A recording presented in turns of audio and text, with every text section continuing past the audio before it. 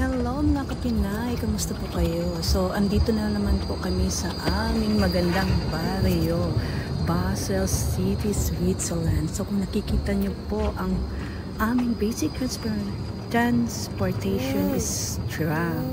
So, dito lang po kami laging namamasya kasi ito lang po ang malapit na city sa amin.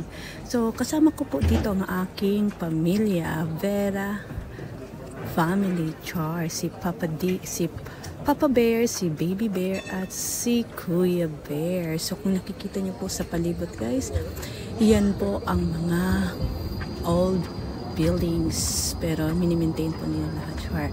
So, nakikita niyo rin po ang karamihan na maraming nakapark na bike. So, most common din dito, guys, gagamit sila ng bike for sa kanilang, so gagamit sila ng bike nila para pagpunta sa trabaho kasi mas maganda kasi magbike, guys, maka-exercise ka pa at maka-save din sa pamasahe. So ayan, so ito kung nakikita nyo po, hindi pa masyadong ma-traffic, Char. Wala pong traffic dito, maliban na lang dun sa Upan. Anyway, guys, hanggang dito na lang. Just enjoy lang po and stay tuned. Thank you. Happy Sunday po sa lahat.